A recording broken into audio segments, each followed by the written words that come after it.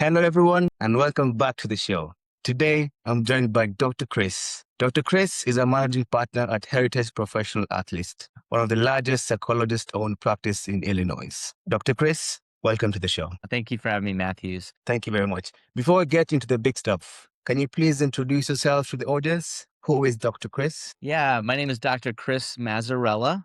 I am a psychologist and partner here at Heritage Professional Associates. I'll tell you a little bit about my professional background first, and then a little bit about my personal background. So professionally, I've been in this field for over 30 years.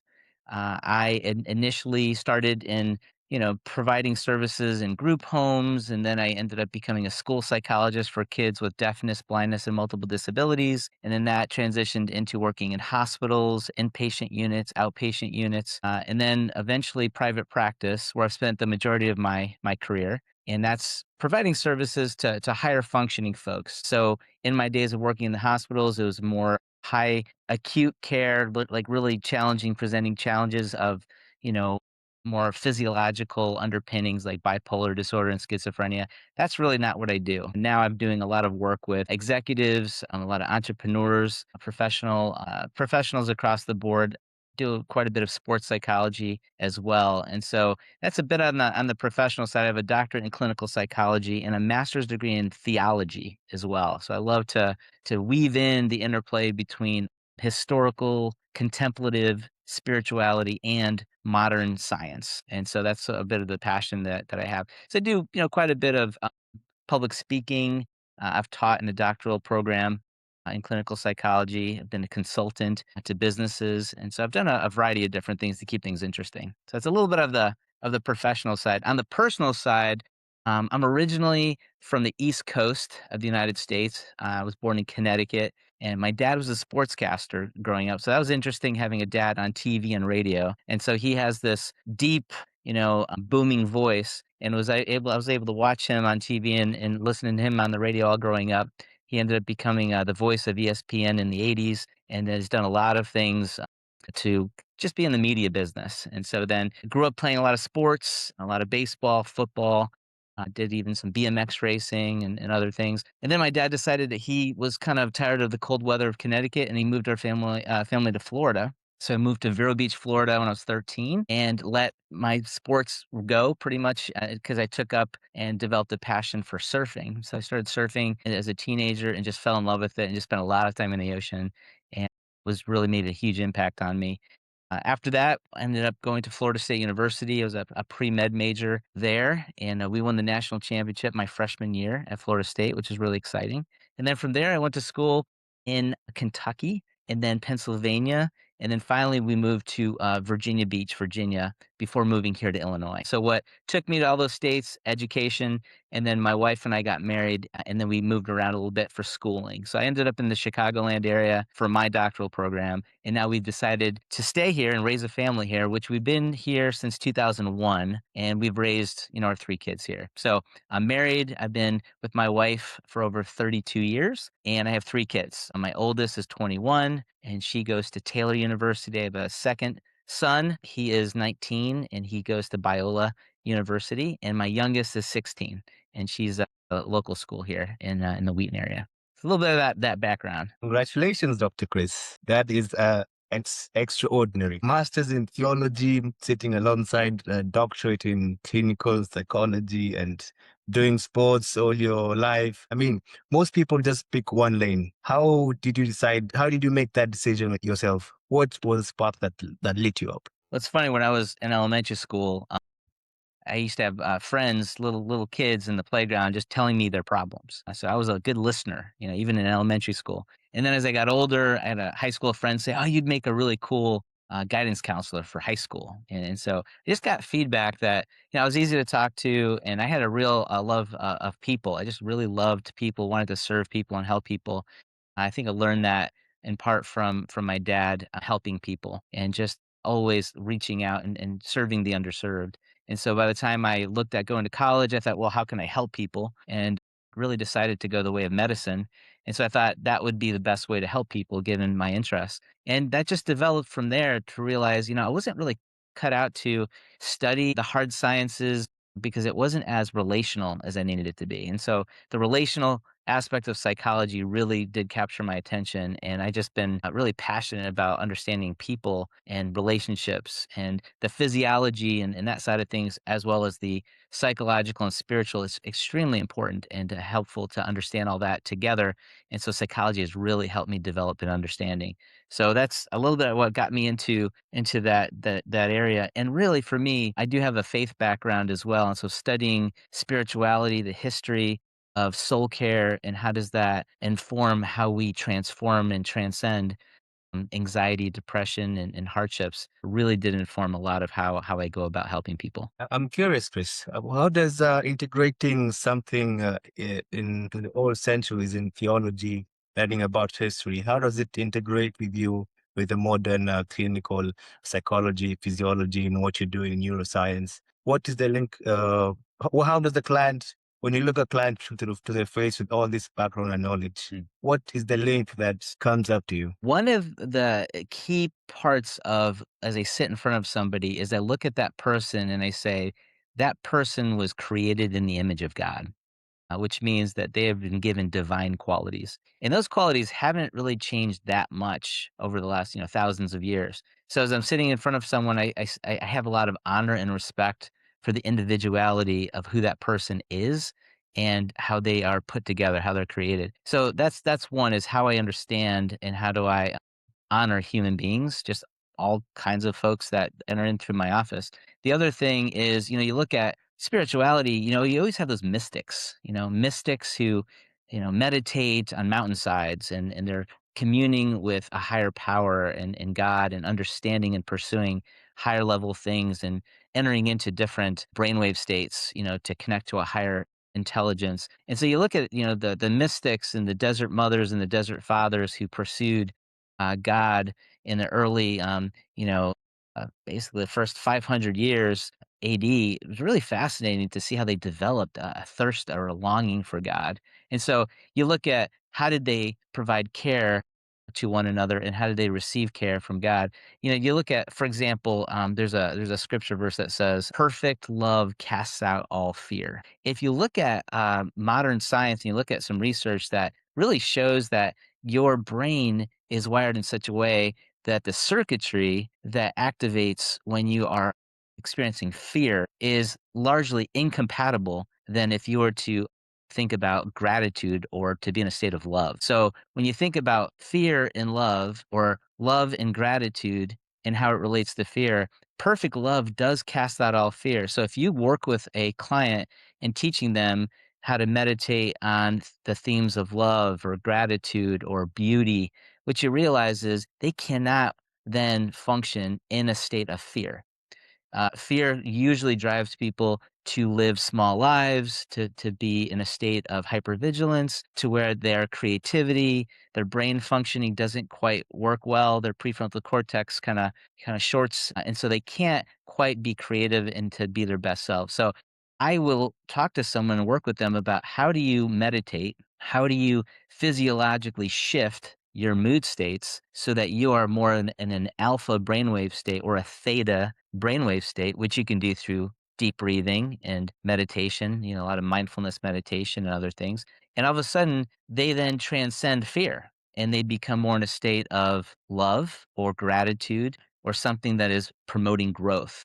And so I do a lot of soul care in the form of how do you instill and how do you practice the love that is around us or the beauty that is around us, and how do you thrive under that physiological state that we can all achieve if we know how to do it. Just a question that popped up while you were talking about fear and love. What do you think is the relation between people who use them in different scenarios, either to make control people? It's either you love me or you fear me, and they hook that's a hook that they use on people. What do you think about that in your psychological learning and experience? It's such a great question to reflect on because I think we all have had authority figures or coaches or bosses that motivated using fear. And it's pretty effective because it causes people to react and to jump and to respond quickly. And However, what that does do though, it creates a dynamic that's not very sustainable. So someone's physiological state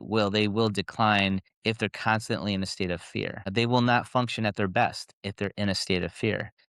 Whereas coaches or bosses or authority figures who motivate out of love, which is basically a desire to bring the best that they can bring to that person. So you're leading from a standpoint of, I want good things for this person, and I'm going to motivate out of a standpoint of love. Now, that's going to be much more life giving, and there's going to be a lot more attachment. There's a lot more safety. And I think one's best work and one's best efforts will result from that. So I think people who lead from a position of instilling fear, sadly, someone may fear them, but they don't feel safe with them. They don't necessarily trust them. And ultimately, it's not going to be a life giving relationship. It'll be maybe for a short term reward, whether it be economic or athletic on the athletic field, but it's not going to be something that's going to be life giving for all parties involved. And sadly, I see too many people motivating out of fear, and that's what results in friction and ultimately an undermining of that authority figure. Yeah, that's a powerful statement there. And so, since you work across with different people in different fields, athletes, you said, business leaders, high performers dealing with burnout, and most practitioners just stay there, but you just decided to move along and have interaction with all these kinds of things. And what do you see underneath it?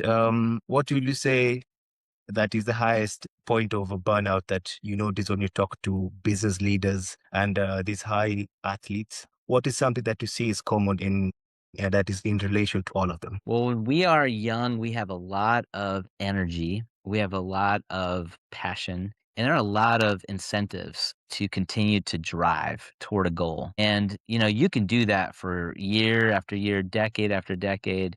And there comes a point where you start to sacrifice so much for so long that there's not much left. And those rewards aren't as sustaining later on down the road. So you may be a young 20 something and your job requires you to work 70 hours a week, and you're willing to sacrifice friendships, maybe even your physical health. You're not exercising, maybe you're sacrificing relationships with a male or female partner. You get to the place where you can sacrifice, but then all of a sudden there's diminishing returns, and you realize that your body starts to break down. You start to lose faith in the system that you're operating in. You see a lot of hypocrisy.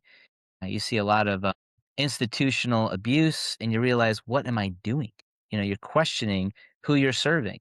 And you can only buy so many cars, and you only have so many houses and so many nice clothes. Ultimately, it gets down to, what is the purpose? What's the point? And I think a lot of people, and I work with a lot of men mostly, so I'll speak to men in particular, is you get to be in your midlife years and you realize, I haven't invested in friendships. So I have colleagues, I don't have friends, and that's a significant risk factor for burnout. You don't have the social supports, you don't have fun built into your life, you don't have play built into your life. You're a little narrow and siloed and focused just on your job. And your identity then is squarely in your job. You don't have an identity maybe as a husband or as a dad. And so if you just invest everything in your job and then your wife looks at you and says, I don't even know who you are. I don't feel close to you. I don't feel connected to you. Your kids don't know who you are. You're traveling a lot, you're away, and you justify it by saying, well, I'm providing for the family. Well, that justification will last only so long before you're left with one thing, and that is, you're alone. And loneliness it's an epidemic. In fact, it's a pandemic, and it's extremely dangerous. And I know in the US, one of the highest groups of folks, rates of suicide have gone up significantly for middle-aged white men, because there is a sense of, who am I? Because they put so much of their time and effort into something that ultimately does not provide satisfaction. There was a longitudinal research study done in the 1930s, and believe it or not, it's still going on. Former President John F. Kennedy was a college student when this study started. It was the Harvard study about relationships. Essentially, all these decades later, after interviewing these students year after year and decade after decade, and then interviewing their spouses, they came to say, okay, what makes a good life? And it didn't say, the research study, it didn't result in showing that wealth provides a good life, or beauty or attractiveness. the number one predictor of well-being and a life well lived was the quality of one's relationships. And the quality of one's relationships is something that most people, most men neglect, which leaves them sadly vulnerable when they're in their 40s and 50s, especially if they have not achieved their goals for themselves. What do you think? Some people, men, let's say, for example, say they're serving a higher purpose. Why is that? Is that a bad thing? When they go No. all in, say they have a company, a business, and that for sure they're providing for their families, their kids, their wife. What is there really a balance to it? Yeah, so okay, this is a great question. I've really started to do much more of a deeper dive into, you know, a little bit of how do men operate best in particular. For men, I really do think that men have to be mission minded. They have to have a mission. They have to have a purpose. They have to have a reason to dedicate themselves to something, okay? Something greater than themselves. And I think when men have a mission, they have the ability to persevere and to sacrifice for a greater purpose. The question is, what is that greater purpose? If it's worthwhile, if it's within your value set, great. I mean, it's wonderful to dedicate so much of yourself to that. But if you're leaving behind your wife and your kids and friends and extended family, that may just be too costly.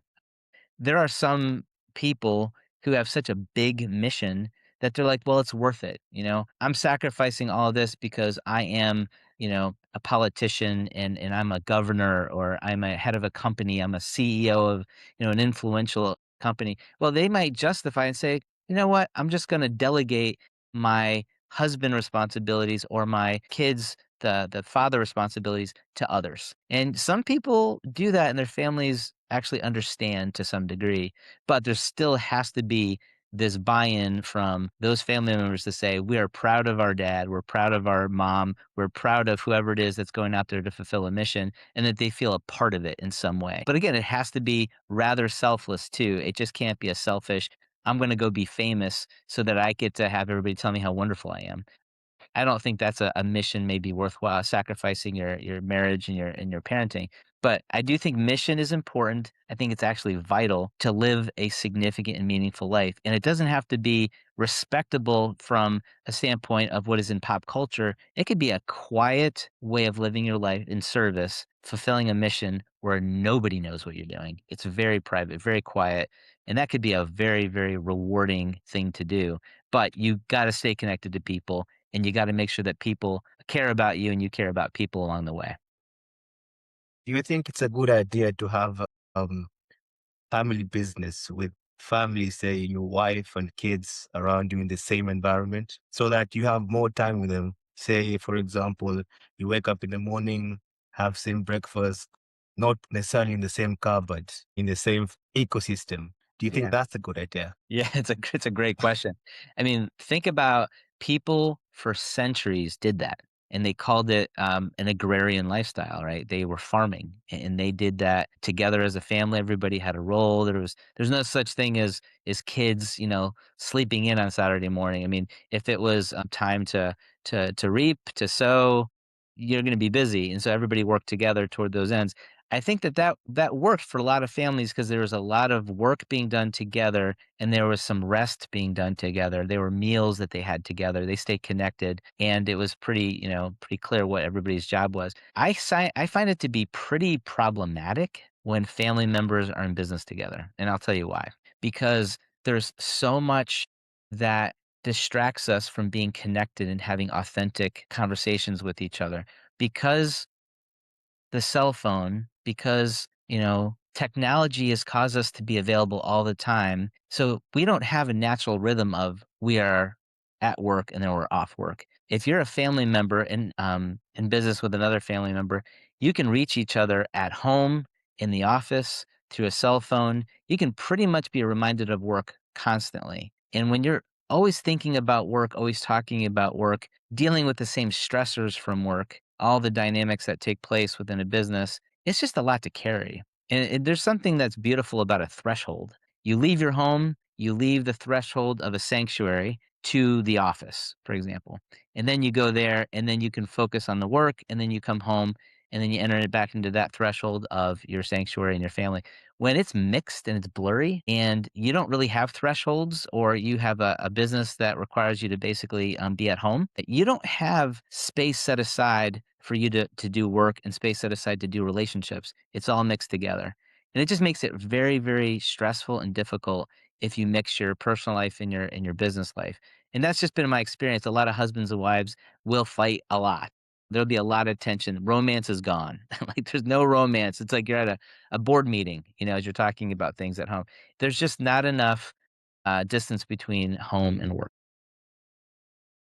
I guess there's a boundary should be put in place as early as possible, and that should be established to be something healthier. Well, previously you talked about how you've got the amount of experience that you have under your belt. I would like to understand, how does a normal or an average week look like to you? Not even a week. How does a day look like to you? Yeah, I'll kind of go through it. I am somebody who works a lot, so I just put it out there, and it's a lot of it's because I am both a clinician, a provider, a coach, and I do a lot of things for my business too. As well as I'm an active dad and husband. But my typical day will, I wake up around 4:45 a.m. to 5 o'clock a.m. I do a morning routine. It's a ritual that I use to towards peak performance. So I'll drink an 8 to 10 ounce glass of water. I do some deep breathing, diaphragmatic breathing for about 10 minutes, followed by contemplative prayer, type of an exercise, mindfulness meditation. And then after that, I usually exercise for about 30 minutes, sometimes an hour, but mostly 30 minutes. So resistance training, running, do different things. I train sometimes for triathlons or marathons. So sometimes I'm in a training mode. And then after that, I pick up the house, do all that kind of stuff, do the kitchen and all that to help out the family, and then I go to work. And so I'm usually in the office by about 8 a.m. and I'll see clients. So one client after another. So I may have 3 clients in a row, and then after that, I may have an hour where I go to a networking meeting, and so I'm meeting with other professionals and getting out the word of what kind of services we provide. And then after that, I may have another 3 clients, back to back, and these clients are very, very energizing to me. I love my clients. I think they're just admirable people, and they just are so fulfilling to work with. And then typically, sometimes I'll take on a responsibility of creating a slide deck because I'm going to give a presentation. So I work on slides or whatnot. But typically, I'll get home for dinner around 6, sometimes 7 if things are pushing late. And then once I'm home, I'm home. I don't really do work. I do all my work before then, and so when I come home, I can be fully present to my wife and my kids, and to maybe watch a movie or a show with one of my kids or with my wife. Take a walk sometimes after dinner. But yeah, I mean, it's a full day. I usually go to bed around 9:30, and there's not a whole lot of time for play. Like you might notice that I'm not doing a bunch of things where I'm playing and having a lot of fun, and that is a big challenge of mine, a limitation. I'm trying to have more fun. My fun is usually in the way of exercising and doing that with people and taking runs or training for something. But in terms of fun, it's not something I've really been very good at of late. So that's something I got to work on. So I'm doing things that are helping me address my responsibilities, but it's difficult for me to enjoy a lot of leisure time. So that's something that's not going on right now. Would you say you're also a victim of slow burnout? Yes. Well, let me tell you something. Okay, my doctoral dissertation was on burnout. So I did a research study predicting burnout in the ministry. Okay, I was specifically focusing on those people who are in the ministry, which was fascinating. We did a study. Basically, there's a predictive quality to some things. I would say for me is I definitely have been flirting with burnout most of my adult life, and I'll say that because I've been a high achiever. I've really been thriving so much through achievement until finally I hit the wall and I realized I can't keep doing this. Who am I impressing? I just felt this pressure to continue to advance and achieve and all those things. And so, yeah, slow burnout, I would definitely say very true. And then there was a season of my professional life. This was probably 2016, where it was not slow burnout. It was very much deep, fast, steep burnout. And it was really difficult because we were dealing with some family challenges at the time. So there's definitely slow burnout over time. I think what happens is you lose the why. Why am I doing this? And you just try to survive. It's a survival instinct of just get up, keep your head down, and keep going. But ultimately, something breaks. Ultimately something breaks, and sometimes you feel like you don't have much soul left.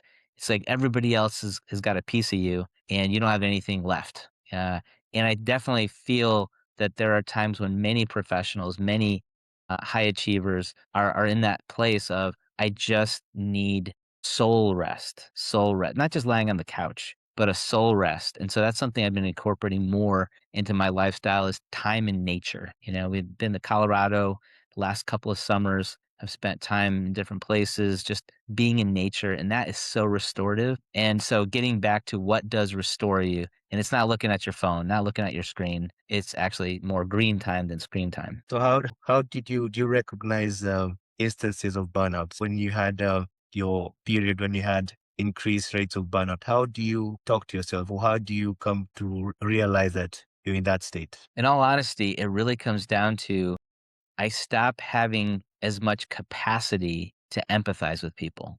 I start to lose capacity to have compassion on people. I'm more in a self protective state where I just need to be okay myself. Like, I can't give up any more of myself. So when I start not caring about people, or I can't even think about other people's problems because I'm so focused on trying to survive, that's a red sign, red light of caution because it's definitely something that needs to be addressed. So for me, that's huge. And another one is withdrawal, just withdrawing from relationships because relationships require something of you. And so if you're with people who need something from you, what are you going to do to protect yourself? Well, you're going to withdraw. You're going to go be by yourself or decide to opt out of social engagements, and those kinds of things. I definitely have noticed that I've done that in my professional life. As much as I'll see about 40 clients a week, full time in my profession is seeing 25 clients a week. So I'm seeing 40. You get to the end of your week and I'm like, I got nothing left. I just want to be by myself. I don't want to be around any. I can like you a lot and enjoy you and just say I'd rather just be by myself. So that's definitely sometimes something I have to pay close attention to. So do you think that this has also another relation to when someone has a deep burnout, they lose interactions or relationships with different people, close people to them? They have that fear and love comes about. So if no one loves me, then they put a sense of fear to their people around them. They spread the energy that they have around them. And as for you at the moment, would you rather be feared or loved? Definitely loved. That's a no brainer. Definitely loved. I've never been one to carry myself in such a way to impose my will against somebody else. I really want to like nurture and promote and support the people in my life, and that's true both professionally and personally. I do believe that the people that you surround yourself are really important, and those relationships will help you stave off burnout because you're with people who truly love you. You can let down and relax with them. You can be honest with them and open, and if you are able to have relationships like that, you're not going to feel so alone. The feeling of isolation is because I can't tell anybody what's going on with me because I have shame around it or because I feel like a failure. I feel like a phony. And so you just basically are putting up this mask, this persona, and that does not keep you energized. It depletes you of energy. So authentic, close, safe, fun relationships are really, important for all of us. So, how do you handle your admin work? As all of this is coming about, you're talking about how you wake up from 4 a.m., 4:45 to 9:30 a.m. Do you do it yourself? Do you have a person who does it? Do you use artificial intelligence? There's a rise of technology, and how do you use it? What has been happening in the recent months or years that there's been a rise in different technologies? Yeah. Well, I will be very honest to say that I have more of an ADHD brain, which means I'm relational and I'm good interpersonally. I am not particularly detail oriented. I'm not particularly good at admin work. It's not something that I get energy from. So I have a wonderful team here at Heritage that does a lot of my admin work for me, which is great. And I've been helped significantly over the last maybe year and a half, 2 years using artificial intelligence to capture my notes. So as I'm sitting with a client, of course, I'll ask for their permission to say I have a virtual assistant, and it does record my sessions with my clients, and then it organizes that into a note that then I can put into their electronic health record, for example. And that has saved me a ton of time because back before I would spend my full workday, 8 to 10 hours seeing clients, and then I'd go home and spend another hour or two doing my notes. And it's just too much. A lot of doctors call that pajama time. You know, you're in your pajamas doing your notes from the day before. It's not really how you want to spend your evening if you can avoid it. So AI has helped significantly. I understand AI is controversial in terms of, what we're delegating to AI and how much of that should we be holding on to. In my case, my quality of life has actually improved quite a bit since I used AI. So do you think eventually people should start accepting it and normally use it in a day-to-day life? And as a psychologist also, and being having masters in theology, what do you think should be the limits? It's a great question. A very relevant question for all of us is how much are we going to let go of? And then as we basically yield to AI to do so many things for us, we have to ask the question, how much are we giving up being human? We need to be able to think. We need to be able to be creative. We need to use our hands and we need to be in relationship with each other to accomplish a goal. If we're basically offloading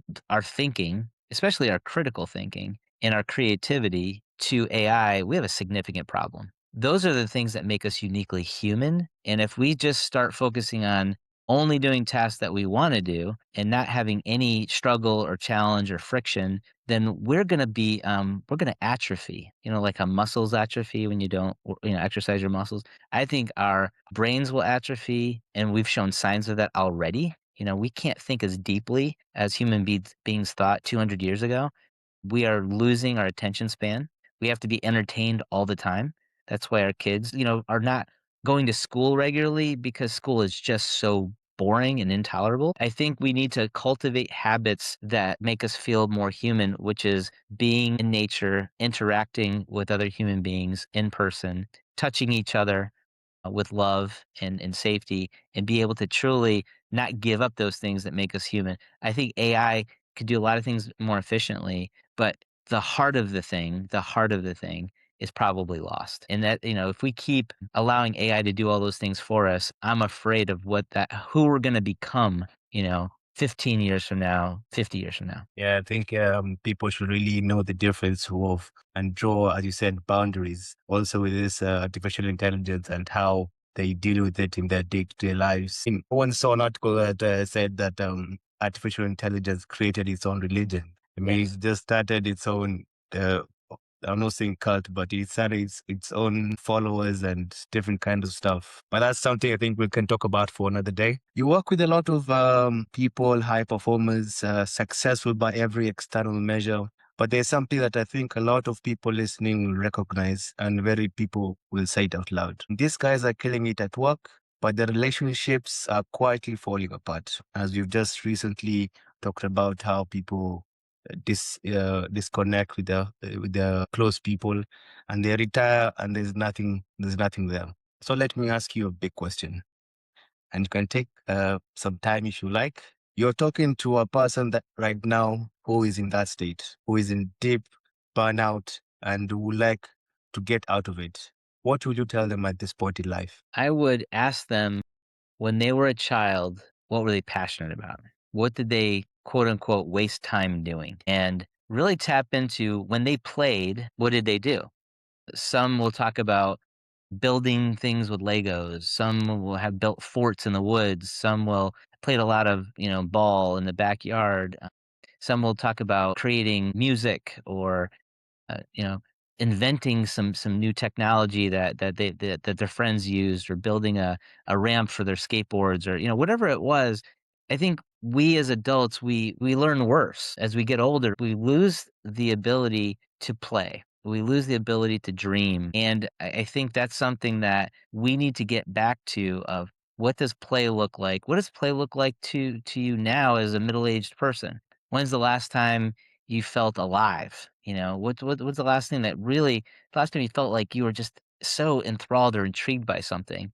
When have you lingered on something that you found to be beautiful? It could be a sunset, it could be a flower, it could be an act of kindness, it could be a dance, it can be anything. But when did you linger and say, wow? I'm always looking for those wow moments. Those wow moments come from your heart and it comes from your own individuality in terms of what you find to be beautiful or admirable.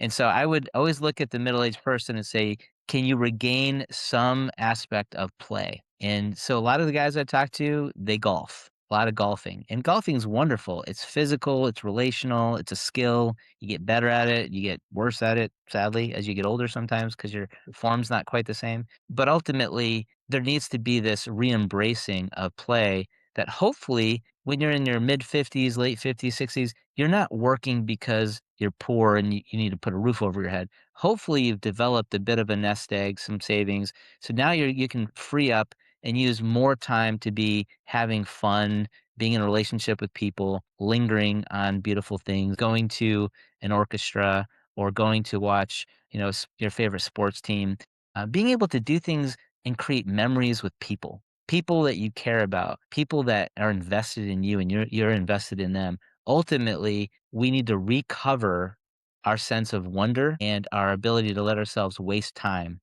And I say that it's not meant to be a negative thing to waste time. It's actually a very positive thing. And to do that regularly, not just on the weekends or not just, a couple of times a year when we go on vacation. Wow, that is truly inspiring. And I hope everyone on the show can listen to know the experience of what Dr. Chris has had in the past. And where will people find you if they wanted to connect you? Where will they get you? Yeah. So sadly, I'm not a big social media guy. So the best way to reach me is actually to go to my company's website, which is www.heritageprofessional.com. That's HERITAGEPROFESSIONAL.com. I'm also on LinkedIn, Dr. Chris Mazzarella. So mostly through those professional points of connection is where you can find me. I am just not very good at social media. And according to Jonathan Haidt's book, The Anxious Generation, we all got to be a little careful about how we use social media, especially with our kids. But yeah, those are a couple of different ways you can